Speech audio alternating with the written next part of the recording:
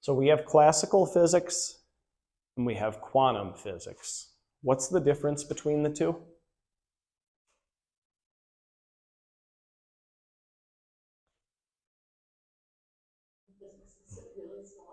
Yeah, quantum physics looks at really small stuff.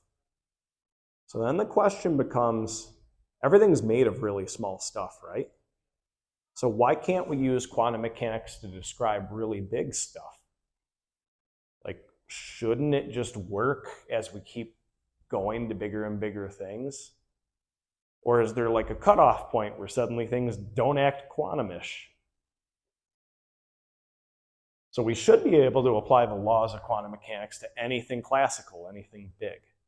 And you actually can. This is known as the classical or correspondence limit. So quantum mechanics at the classical,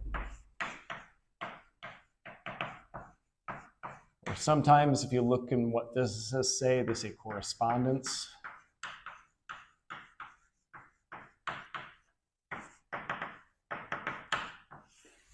Limit. How are we doing on time? Okay, we're probably not going to have enough time to go through this.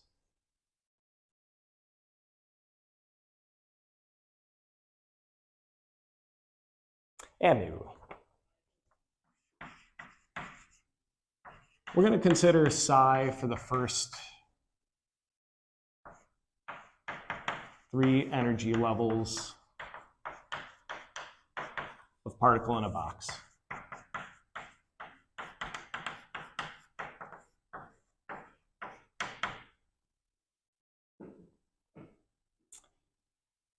So we're going to make 3 plots. We're going to have the value of psi. And notice I've indicated what energy level we're talking about here. And we're going to plot it from 0 to A. And then we're going to do the same thing for psi of 2 going to A. The same thing for psi of 3 going to A. What color do we want to plot these things in? Yellow. All right. Yellow, you're here.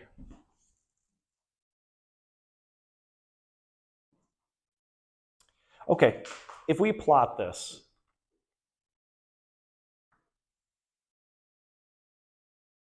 it's meant to look symmetric, but it looks like this.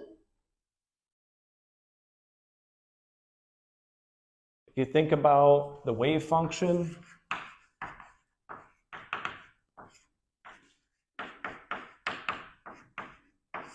and you have a 1 in here, you're only going to get positive values. What happens when we increase the factor of pi? So are we capturing like a whole periodic sine wave? No, we would need that with 2 pi. So what's it going to look like in here? Yeah.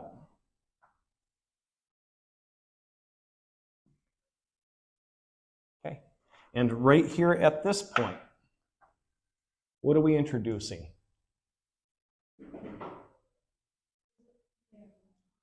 Yep, that's a node. Okay, so like yesterday, how we were talking about p functions, this is basically a p function. There's a positive value for the wave function, and there's a negative value for the wave function. So when we shade things like this, we're saying this is either positive or negative, because that's what happens with the wave function mathematically.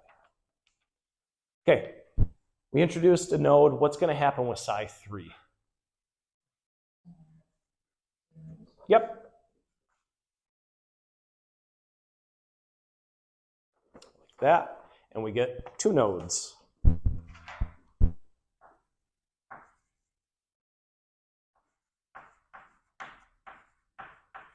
And what's the value of the wave function at those nodes?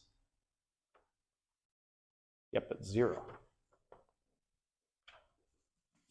Okay, now we're going to consider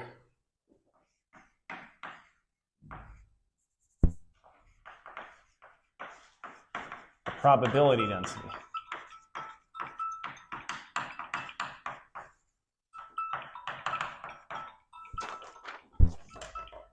How do we calculate a probability density?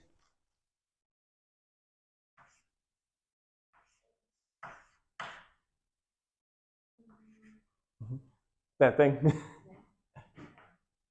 Okay, so if we were to plot the same thing, we're going to take the absolute value of it. What's going to be the result? We're going to have only what type of values? Positive, yep. So if you plot psi squared for each one of these things, you only get positive values.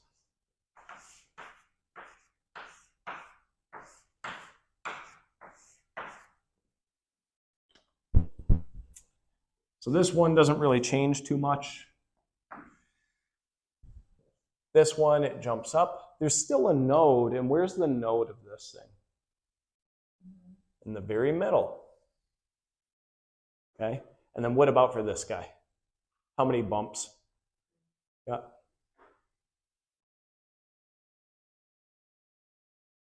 Okay.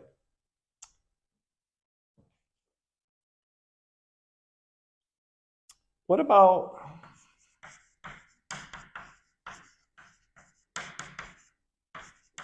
when n is very large?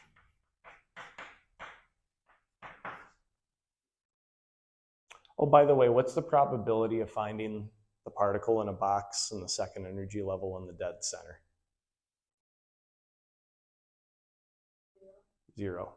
So it doesn't ever exist in the middle of the box, which is weird. It can travel, but it doesn't exist there. What about for very large n's then?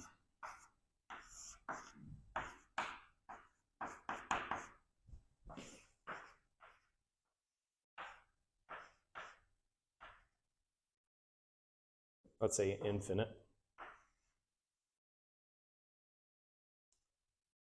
What's the wave function going to look like?